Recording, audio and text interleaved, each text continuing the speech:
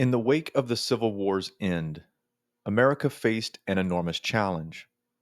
The South lay in ruins, its economy shattered, its cities burned, and its social order overturned.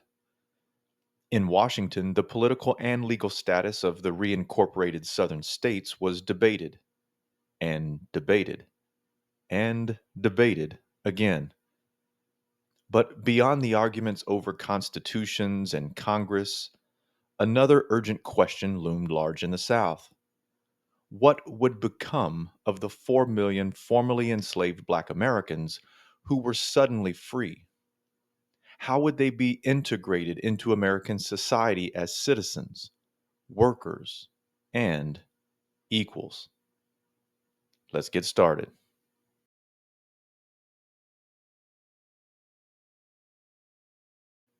Even before the war's end, Northern leaders pondered this question. On January 16, 1865, General William Tecumseh Sherman issued Special Field Order Number 15, promising 40-acre parcels of confiscated land and a mule to Black families. By June, 40,000 freedmen had settled on 400,000 acres of Sherman land along the South Carolina, Georgia, and Florida coasts. But this hope was short lived. Just months later, President Andrew Johnson ordered the land returned to the white planters who had owned it before the war, stripping thousands of freedmen of the only land they had ever possessed.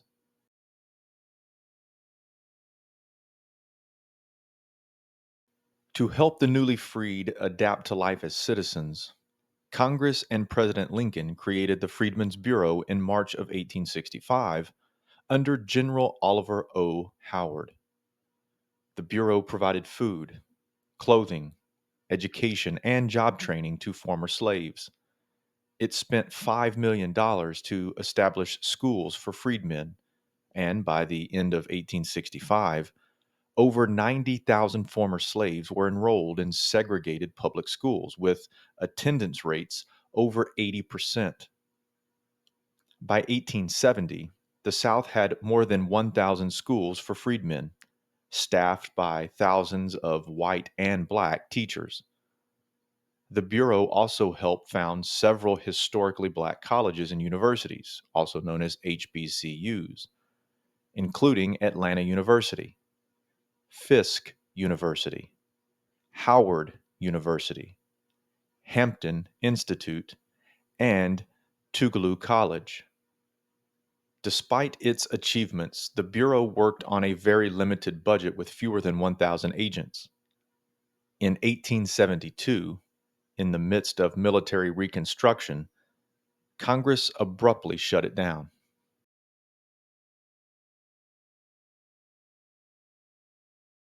The passage of the 15th Amendment brought historic political gains.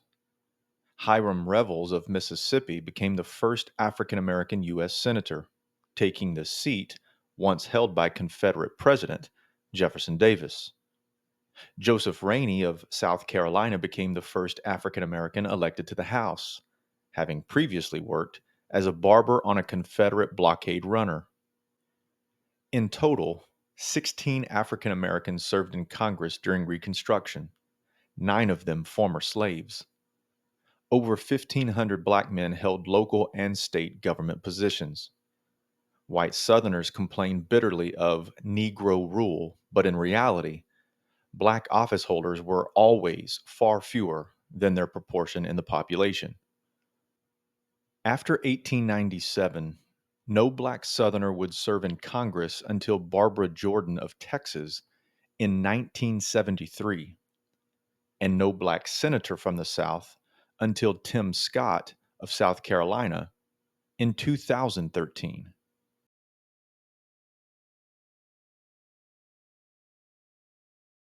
From the start, Southern legislatures sought to limit black freedom.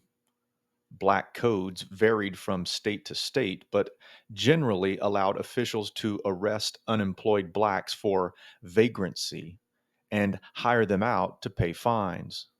They forbade blacks from owning or leasing farms and restricted them to farm labor or domestic work. Out of the post war economy came a new system: sharecropping. Planters divided their estates into small plots, assigning each to a black or poor white family. The landlord provided housing, tools, seeds, and draft animals. The tenants provided labor, and the harvest was split, often one third, to the tenant. Local merchants extended credit through the crop lien system, but with sky high interest rates and unpredictable harvests, many black sharecroppers sank deep into debt that often passed from one generation to the next. By 1880, black Southerners owned less than 10% of Southern farmland, though they made up over half of the farm population. Violence quickly became a tool to keep black Southerners from exercising their rights. Secret groups like the Ku Klux Klan, the Knights of the White Camellia, and Palefaces terrorized freedmen. The Klan, founded in Tennessee in 1866, spread rapidly by 1868, dedicated to driving blacks out of politics. Disguised as the ghost of Confederate soldiers, Klansmen used threats, beatings, and murder to suppress black voting. Between 1868 and 1871, an estimated 400 African Americans were lynched. Congress responded with the Force Acts of 1870 and 1871, placing elections under federal control and allowing President Grant to deploy federal troops, actions that temporarily broke the Klan. But voter intimidation persisted.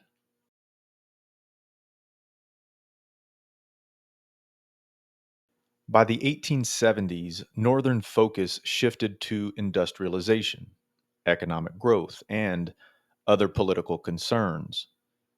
Many Northerners believed that after the 15th Amendment, their work for Black equality was finished. By 1872, most Southern whites had regained the vote, restoring Democratic control of state governments. By 1876, every Southern state was governed by Democrats, called Redeemers, who favored white control and laid the groundwork for Jim Crow laws. Nationally, Democrats took control of the House in 1874. Congress passed the Civil Rights Act of 1875, banning racial discrimination in public accommodations, transport, and jury selection. But less than a decade later, the Supreme Court struck down much of the act. The presidential election of 1876 between Republican Rutherford B. Hayes and Democrat Samuel Tilden ended in a deadlock, with disputed votes in Florida, South Carolina, and Louisiana. A special commission was formed, but Democrats threatened to block the result. A secret deal, known as the Compromise of 1877, gave Hayes the presidency in exchange for the withdrawal of federal troops from the South. In April of 1877, the troops left, and military reconstruction, and Reconstruction itself, came to an end. That's all the time we have for today. Thanks for joining me. We'll see you next time.